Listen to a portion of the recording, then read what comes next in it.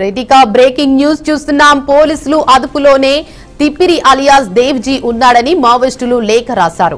Maoist party polit bureau సభ్యుడు దేవ్జీ సహా మరో 50 మంది పోలీసుల అదుపులో ఉన్నారని, వారిని కోర్టులో హాజరుపరచాలని Dandakaranya special zonal committee demand చేసింది. డీకేఎస్జెడ్సీ కార్యదర్శి వికల్ప్ పేరిట వెలువడిన ఈ ప్రకటనలో హిడ్మా ఎన్కౌంటర్ గురించి ప్రస్తావించారు. ఈ నెల 22వ తేదీతో ఉన్న ఆ ప్రకటన సోషల్ మీడియాలో వైరల్ గా మారింది. నవంబర్ 18న ఆంధ్రప్రదేశ్ మారేడుమిల్లి అడవుల్లో జరిగిన బూటకపు ఎన్కౌంటర్ లో హిడ్మా సహా 6గురు మరణించారని ఆ లేఖలో పేర్కొన్నారు. 19న అదే ప్రాంతంలో సురేష్, శంకర్ సహా 7గురిని బూటకపు ఎన్కౌంటర్ లో చంపారని ఆరోపించారు. అప్పుడే దేవ్జీ సహా మరో 50 మందిని వివిధ ప్రాంతాల నుంచి అదుపులోకి తీసుకున్నారని పేర్కొన్నారు. బూటకపు ఎన్కౌంటర్లకు నిరసనగా ఈ నెల 30న ఛత్తీస్గఢ్ దండకారణ్య బంద్ ను విజయవంతం చేయాలని కోరారు.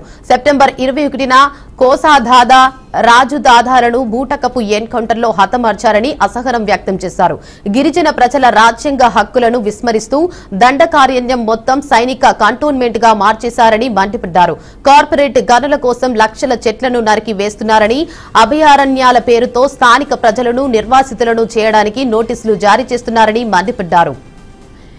ఇదే అంశంపై మరింత సమాచారాన్ని మా క్రైమ్ బ్యూరో చీఫ్ ఇనారెడ్డి అందిస్తారు. చెప్పండి ఇనారెడ్డి, అప్డేట్స్ ఏంటి? దేవిక, మనం గమనించవచ్చు, ఒక రకంగా చెప్పాలంటే ఇది సంచలనమైన లెగ్ గా మనం గమనించుకోవచ్చు. జనవరి 1న సాయుధ కాల్పుల విరమణ అనేది మావోయిస్ట్ పార్టీ ప్రకటన చేసింది. గతంలో కూడా ఇలాంటి విషయమే ఒక లెటర్ వచ్చింది. కాకపోతే మీరు దండకారణ్యం మీద దాడి చేయటాన్ని ఆపితే మేము కూడా కాల్పుల విరమణ చేస్తామని చెప్పి ఒక ప్రపోజల్ పెట్టింది. అయినప్పటికీ కూడా కేంద్ర ప్రభుత్వం ఏమాత్రం తగ్గకుండా కాల్పులకు సంబంధించిన వ్యవహారంలో కావచ్చు, తర్వాత చర్చ ఆపరేషన్లు కూడా ఎక్కడా కూడా వాళ్ళు ఆపకుండా చేస్తున్న నేపథ్యంలో చివరకు మావోయిస్టు పార్టీ ఒక నిర్ణయానికి వచ్చి తెలుస్తా ఉంది. సో ఇక్కడ ఈ సెర్చ్ ఆపరేషన్ లోనే పోలీస్ అదుపులోనే తిప్పరి అలియా ఉన్నాడని మావోయిస్టు లేఖ కూడా రాసినట్లు తెలుస్తా ఉంది. ఈ దేవాజీతో పాటు దాదాపుగా 50 మంది మావోయిస్టులు అరెస్ట్ చేసిన నేపథ్యంలో ఇమ్మీడియట్ గా వెంటనే కోర్టులో హాజరుపరచాలన్న ఒక డిమాండ్ తో పాటు ఈ నెల 30న దండకారణ్యంలో బంద్ పాటించాలి, 1వ తారీఖున అందరూ కూడా సాయుధ కాల్పుల విరమణ చేయాలని చెప్పి అన్న విషయం మీద ఇప్పటికే ఒక లెగ్ కూడా రాయడం జరిగింది. దీనికి సంబంధించిన ఒక ఆడియో టేప్ కూడా ఒకటి బయటకు వచ్చి తెలుస్తాం. దీంట్లో చాలా స్పష్టంగా ఎంఎంసీ జోన్ సమస్త మిత్రులారా, నా స్వరాన్ని మీరు అందరూ గుర్తుపడతారని ఆలోచిస్తున్నాను. అలాగే ప్రపంచంలో మారుతున్న పరిస్థితులు పరిశీలించి మావోయిస్ట్ పార్టీ తాత్కాలికంగా సాయుధ పోరాటం నిలిపివేసి ద్వారా జనసంతుల కలవాలని నిర్ణయించుకున్నట్టుగా చెప్పింది. అంటే ఇక్కడ మనం గమనించవచ్చు, ఈ ఆడియోలో కూడా చాలా స్పష్టంగా ఉంది దేవిక, తాత్కాలికంగా సాయుధ పోరాటం నిలిపివేస్తున్నామని చెప్తున్న నేపథ్యాన్ని కూడా మనం గమనించుకోవాలి. అలాగనే ఆ సెంట్రల్ కమిటీ సభ్యుడు, పొలిటికల్ బ్యూరో సభ్యుడు కామ్రేడ్ సోను దాదా, సిసిఎం కామ్రేడ్ సతీష్ దాదా, కామ్రేడ్ సత్యన్న గారితో మరెందరో సహచరులను ఆయుధాలు వదిలి ప్రభుత్వం ఏమైతే చెప్పిందో జనజీవన్ సవంత్ కలవని అందరూ జనజీవన్తో కలిశారు కాబట్టి మనం కూడా కలుద్దాము.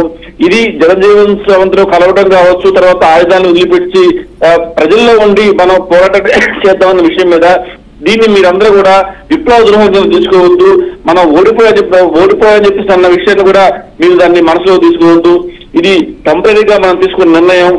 ప్రస్తుతం అయితే మాత్రం ఆయన 23 పేజీల విశ్లేషణాత్మక విజ్ఞప్తి కూడా చేశాడు. దీనికి సంబంధించిన ఒక ఆడియో కూడా పంపించడం జరుగుతా ఉంది.